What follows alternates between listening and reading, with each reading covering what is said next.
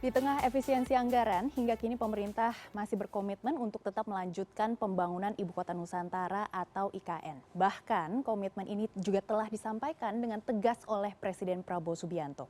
Lantas, bagaimana upaya pemerintah untuk melanjutkan progres pembangunan IKN di tengah pengetatan anggaran dan bagaimana pula upaya otorita IKN untuk terus menggait investor untuk membangun IKN. Untuk membahasnya sudah hadir bersama kami Deputi Bidang Pendanaan dan Investasi Otorita Ibu Kota Nusantara, Bapak Agung Wicaksono. Selamat pagi, menjelang siang Pak Agung, bagaimana kabar Anda? Selamat pagi Maggie, kabar baik. Ya, salam Terima sehat kasih. ya Pak. Ya, tentunya sebelum kita membahas terkait dengan investasi di IKN, masyarakat sebenarnya juga penasaran ya dengan progres dari pembangunan IKN saat ini. Bisa dijelaskan sedikit Bapak terkait perkembangan progres pembangunan IKN sudah sampai mana saat ini? Baik, terima kasih. Jadi bagi masyarakat yang ingin tahu IKN sudah sampai mana terbangunnya, saat ini bukan hanya dari anggaran negara, dari APBN yang sekitar 89 triliun sudah membangun istana, membangun kantor-kantor kementerian dan hunian, tapi juga dukungan dari swasta yang hingga saat ini sudah sekitar 58 triliun yang dikomit dengan penandatanganan perjanjian, dan mereka juga sudah bukan hanya mulai membangun, bahkan sudah ada yang selesai, sudah ada beroperasi investor-investor swasta ini. Ada hotel bintang 5 Swiss Hotel, ada 2 rumah sakit internasional, Mayapada dan Hermina, pembangkit listrik energi terbarukan dari tenaga surya 50 megawatt dibangun oleh PLN dengan mitra dari Singapura Sembcorp, kemudian kendaraan transportasi publik dengan bus listrik dari Bluebird, bahkan lapangan sepak bola kualitas internasional dari PSSI yang dibangun oleh FIFA sudah tersedia di sana. Jadi di tengah efisiensi anggaran kita tidak khawatir.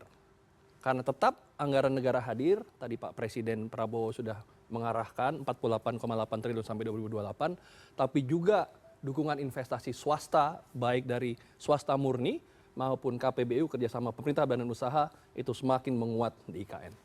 Baik, Pak Agung, ini menarik sekali ya. Jadi di tengah pemangkasan anggaran, sebenarnya ini pemblokiran anggaran ataupun efisiensi anggaran ini tidak terlalu berdampak kepada perkembangan IKN selanjutnya. Dan tadi Anda juga sudah menyebut terkait dengan investasi, pekan lalu OYKN juga sempat menyebut masuk investasi swasta ini sekitar 6 triliun rupiah lebih pada Februari ini dari swasta.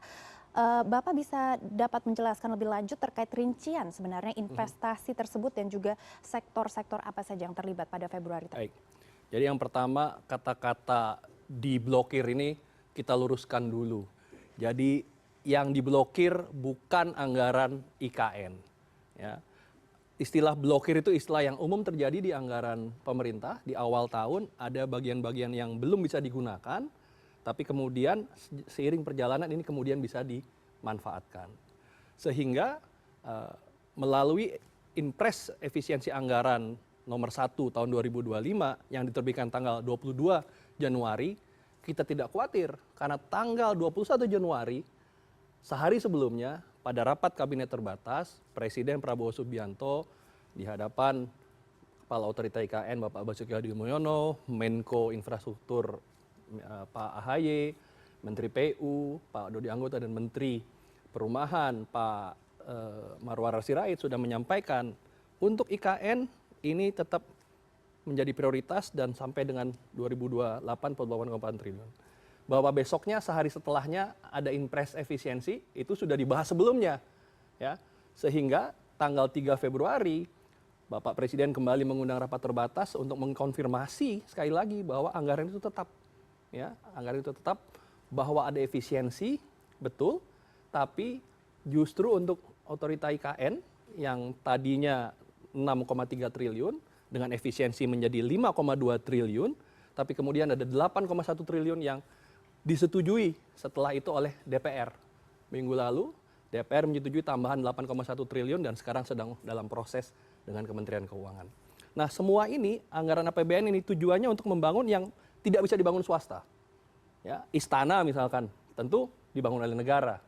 Atau legislatif, yudikatif, gedung DPR, MPR, DPD, gedung MA, MKKY, ini kan marwah bangsa kita. Ya, tentunya dibangun oleh anggaran negara. Tapi swasta membangun pendukungnya. membangun ekosistem pendukungnya, jalan-jalannya dengan multi utility tunnel, ya, terowongan atau gorong-gorong pintar di bawah jalan yang akan menjadi tempat kabel listrik, menjadi tempat kabel fiber optik dan lain-lain, itu bisa dibangun oleh swasta dengan skema KPBU. Perumahannya pun bisa dibangun juga oleh swasta dengan skema KPBU. Tentunya tadi ditambah dengan dukungan-dukungan yang lainnya sehingga kota ini yang sesuai arahan Pak Presiden tahun 2028 menjadi ibu kota politik, itu bisa berdiri lengkap dengan hadirnya negara lewat APBN, tapi juga dengan partisipasi swasta, bahkan swasta internasional juga untuk menjadikannya kota kelas dunia. Baik Pak Agung, kalau misalnya kita hitung tadi dari beberapa angka-angka yang tadi Pak Agung sampaikan, jadi efisiensi anggaran ini hanya sekitar 1 triliun rupiah. Betul. Dan ditambah nanti ada 8, sekian Persis. triliun rupiah yang akan dikucurkan juga oleh pemerintah untuk membangun IKN ini. Seperti Persis. itu ya Pak Agung? Persis. Baik, sudah diluruskan, jadi pemblokiran anggaran ini juga sudah dijelaskan oleh Pak Agung dan tentunya kami tadi juga sudah mendapatkan informasi terkait dengan skema kerjasama dari pihak swasta dan juga kerjasama dengan pemerintah. Seperti apa Pak skema ini? Baik, jadi untuk investasi ada 2 jenis skema yang kita gunakan di IKN.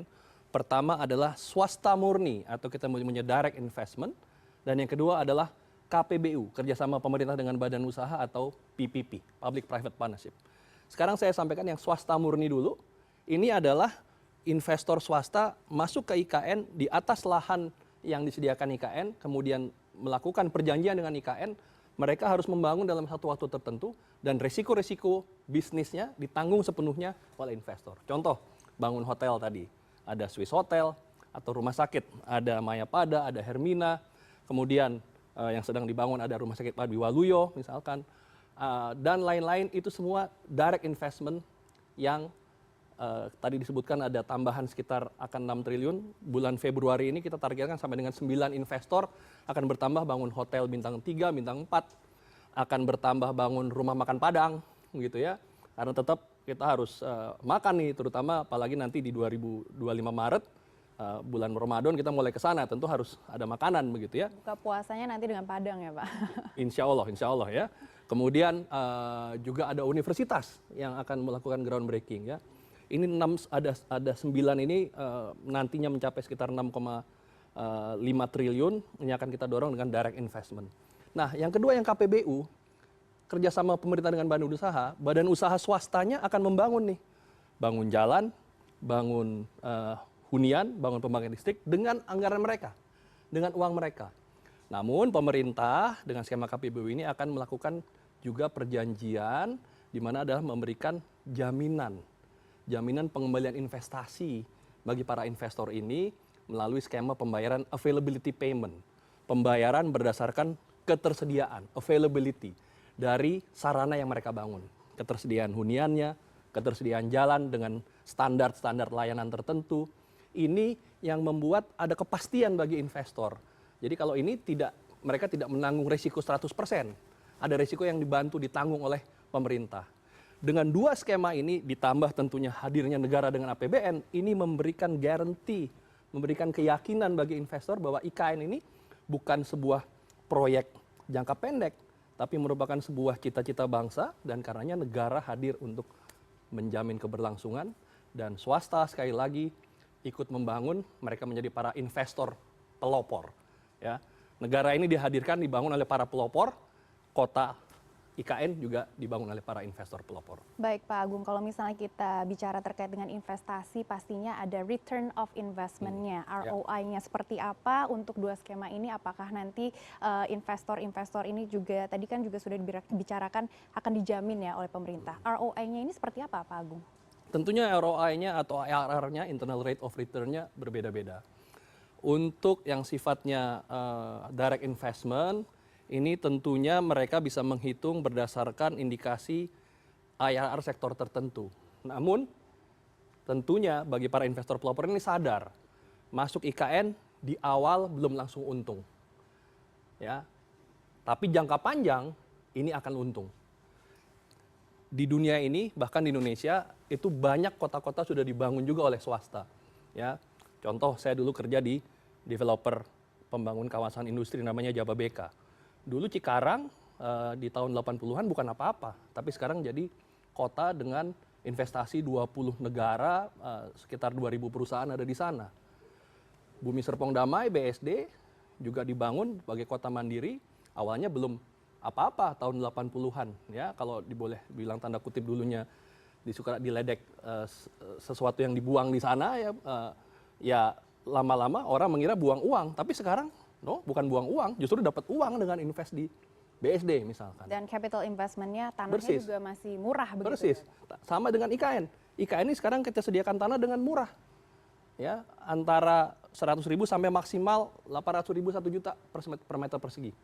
Ya.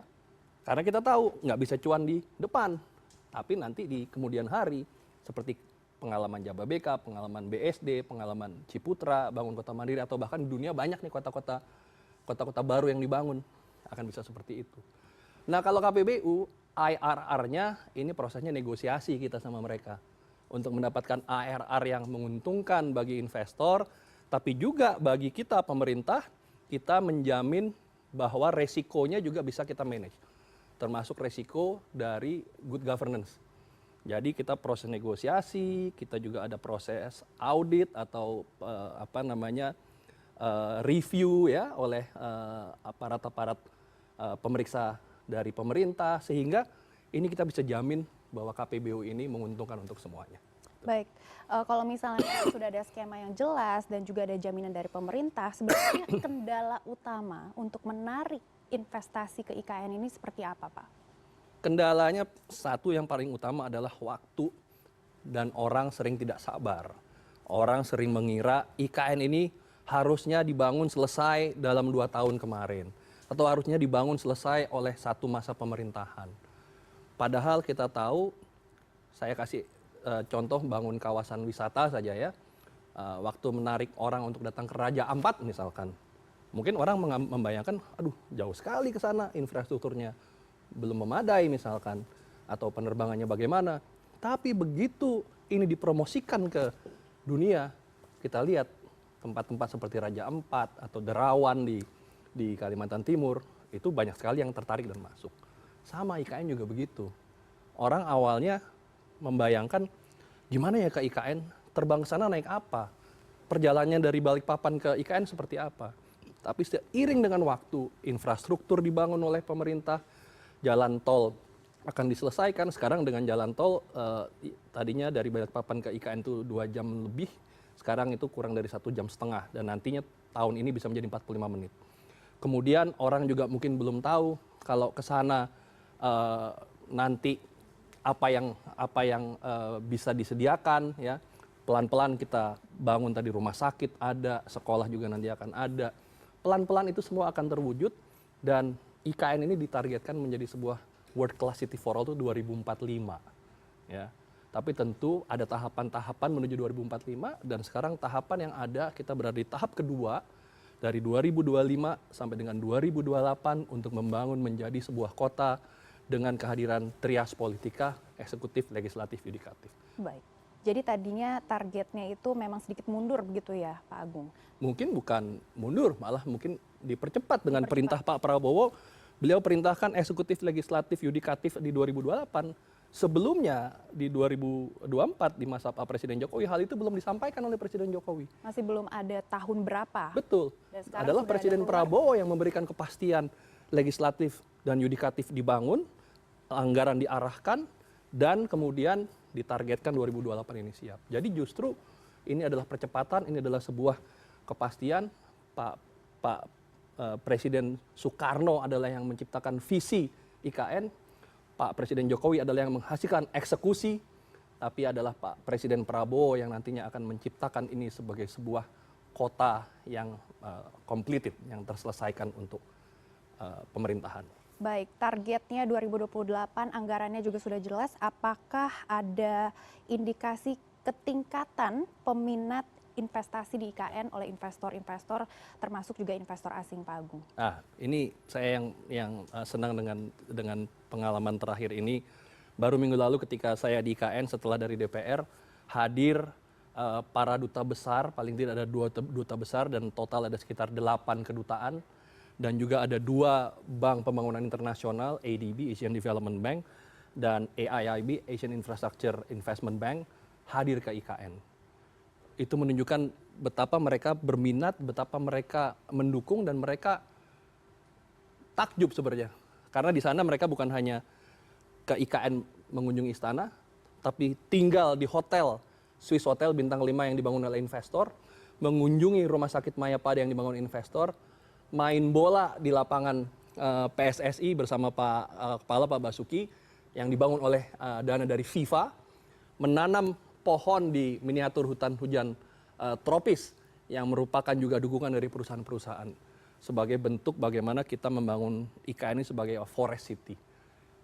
Ini kemudian ditindaklanjuti, kami mulai berbicara dengan para pembiayaan internasional ini untuk mereka terus mendukung. Sebelumnya mereka sudah mendukung dengan kajian-kajian dan kedepannya mereka akan diharapkan mendukung. Dan para investor yang tadi saya sampaikan sudah ada 9 yang akan tanda tangan perjanjian kerjasama. Kemudian ada total sekitar 110 triliun investor KPBU, ya, kerjasama pemerintah dengan badan usaha, baik untuk hunian maupun jalan dan MUT. Ini semua memberikan keyakinan kita bahwa minat investor baik dalam negeri, tadi semua rumah sakit, kemudian hotel ini kan dalam negeri, maupun yang internasional. Jadi misalkan jalan dan MUT tadi, itu ada 2 konsorsium besar dari Tiongkok, ya, China State Corporation Engineering, CSEC, dan China Railway Engineering Corporation, CREC, dan kemudian China Harbor Engineering Corporation, CHEC, menjadi 2 konsorsium. Ini menunjukkan bentuk komitmen dan ketertarikan yang besar. Di perumahan, selain dari domestik, juga ada dari Malaysia, ya, ada IJM dan Maxim Berhad. Jadi investor internasional makin tertarik, terutama KPBU, di samping yang di investor direct tadi sudah ada dari hotel dari Tiongkok, kemudian rumah sakit kerjasama dengan Apollo India, dan kemudian sekolah, ada sekolah internasional yang sudah berkomitmen juga dari Australia dan Jakarta International School. Jadi it's a world class city for all. Para investor ini akan bantu membangun ibu kota kita, tapi jangan lupa, ini ibu kota Nusantara tetap adalah para investor dalam negeri, para investor pelopor yang terdepan di sana. Baik Pak Agung, tadi untuk kerjasamanya sendiri ini sudah tahap di MOU atau memang sudah dilanjutkan pembangunannya atau seperti apa Pak? Jadi untuk yang direct investment yang saya sebutkan 58,41 triliun bukan hanya MOU lagi, tapi sudah PKS, perjanjian kerjasama, sudah kontrak antara otorita IKN dengan investor.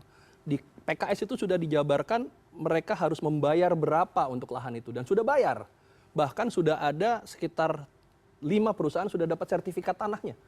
Ya, sudah ada sertifikat hak guna bangunan di atas HPLO IKN. Ya, sehingga perjanjian ini memang udah mengikat. Mereka bukan sekedar MOU lagi, dan bahkan dengan perjanjian ini sudah banyak yang membangun dan sudah beroperasi tadi. Contoh rumah sakit Mayapada, rumah sakit Hermina, itu sudah tanda tangan dan sudah ada yang dapat sertifikat. Contohnya tadi rumah sakit Hermina yang dalam proses sertifikat. Kemudian untuk yang KPBU, ya, ini tahapnya sekarang adalah feasibility study. Ya, karena kita perlu feasibility study yang dilakukan oleh si investor. Jadi investor sudah keluar uang nih dengan feasibility study. Karena dengan dasar feasibility study atau FS ini akan dilakukan tender. Jadi ini menariknya betapa kita menerapkan good governance di sini. Investor masuk, lakukan feasibility study, tapi kita akan pastikan kita dapat harga yang terbaik dan kita akan lakukan tender. Hari Senin depan, tanggal 24 Februari, kita akan lakukan namanya market sounding. Jadi proyek-proyek ini yang sebenarnya sudah ada para investor yang lakukan feasibility study, kita akan undang lebih banyak investor lagi dengan harapan mereka akan partisipasi dalam tender. Nah, kalau tender sudah berjalan dan kita akan memilih yang terbaik, baru nanti menjalani PKS atau perjanjian kerjasama seperti yang direct investment tadi. Jadi memang 2 skema ini punya tahapan yang berbeda. Yang direct investment lebih cepat karena resiko ditanggung oleh investor.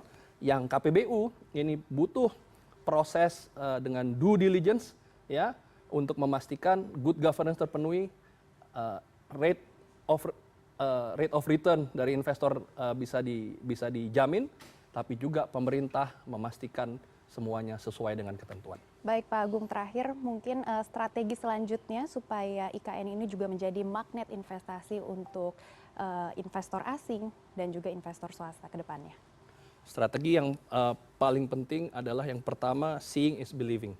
Ya, kita mengundang para investor ini untuk datang dan melihat ke IKN, ya, terutama karena mulai bulan depan, targetnya bulan Maret 2025, kantor otorita IKN akan beroperasi di IKN secara penuh. Ya, kantor-kantor yang ada di Balikpapan, Jakarta ini sifatnya perwakilan, ya nanti. Tapi kantor otorita IKN akan beroperasi secara penuh sehingga investor akan datang ke IKN untuk melihat perkembangan, untuk melihat pembangunan, dan untuk mudah-mudahan merasakan tinggal di IKN. Kalau saya dan teman-teman tinggalnya di rusun ASN di IKN yang sudah selesai dibangun.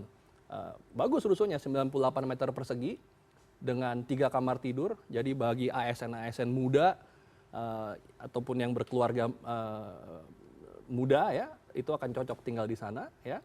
Anak-anak juga sudah bisa tinggal di sana. Anak-anak silakan, tapi kalau usia sekolah kita juga sudah lakukan renovasi sebuah SD namanya SD 020 yang direnovasi oleh Astra, ya, sebagai pihak swasta yang ini siap juga untuk menerima anak-anak. Di samping kita juga melalui APBN sedang membangun sekolah-sekolah, ya.